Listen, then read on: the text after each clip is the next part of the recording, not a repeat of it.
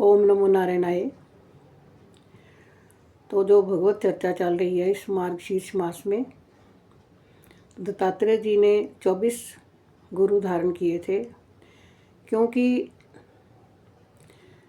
मैंने पहले भी आपको बताया कि एक दीक्षा गुरु होते हैं, शिक्षा गुरु होते हैं। दीक्षा गुरु तो एक ही होते हैं जिनसे हम नाम का दान लेते हैं, हम नाम सिमरन करते हैं। जो नाम गुरु से लिया जाता है वही हमें पार उतारा करता है। लेकिन हमारे जीवन में जो शिक्षा गुरु आते हैं, एक एक कदम पर हमें जो रास्ते से भटकने से बचाते हैं, या हमें रास्ता दिखाते हैं, या अंधेरे से थोड़ा प्रकाश की ओर ले जाते हैं, हमें प्रकाश देते हैं, हम उनको शिक्षा गुरु कहते हैं। को शिक्षा जहाँ से भी मिलती है वे भी हमारे गुरु हैं। तो उन्होंने अब आकाश को भी अपना गुरु माना है। तीसरे गुरु हैं उनके आकाश। आकाश में उन्होंने कहा है कि जितने भी घट मठ आदि पदार्थ हैं वे चाहे चल हो चाहे अचल हो, उनके कारण भिन्न भिन्न प्रतीत होने पर भी वास्तव में आकाश एक और अखंड ही है। जैसे ही चर अचर जितने भी सूक्ष्म स्थूल शरीर हैं उनमें आत्मा रूप से सर्वत्र स्थित होने के कारण ब्रह्म सभी में है। साधक को चाहिए कि सूत के मणियों में व्याप्त सूत के समान आत्मा को अखंड और असंग रूप से देखे। वह इतना विस्तृत है कि उसकी तुलना कुछ कुछ आकाश से ही की जा सकती है। इसलिए साधक को आत्मा की आकाश रूपता की भावना करनी चाहिए। आग लगती है, पानी बरसता है, अन्न आदि पैदा होते हैं और नष्ट होते हैं। वायु की प्रेरणा से बादल आदि आते हैं और चले जाते हैं। ये सब होने पर भी आकाश अछूता रहता है। हम देखते हैं जब एकदम से मौसम साफ हो,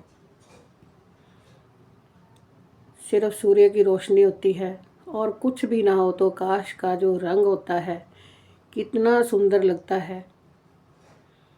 हल्का नीला नीला रंग, साफ आसमान का।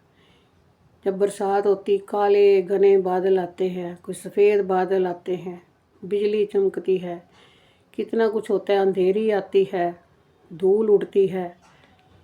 ये सब वायु की प्रेरणा से जो जो भी आते हैं। लेकिन हम जब आसमान की तरफ देखते हैं कि आसमान एकदम से अंधेरी आई है, धूल से भर गया है। लेकिन जब मौसम साफ़ होता है तो एकदम से जो है आकाश साफ सुथरा हमें नज़र आता है। क्योंकि आकाश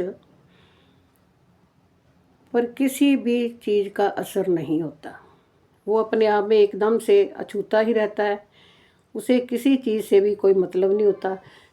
आते तो हैं, जैसे आकाश की दृष्टि में तो सब कुछ एक है ही नहीं। इसी प्रकार जैसे भूत वर्तमान भविष्य के चक्कर में ना जाने किन किन नाम रूपों की सृष्टि और प्रलय होते हैं, परंतु आत्मा के साथ इनका कोई संस्पर्श नहीं है। इसी प्रकार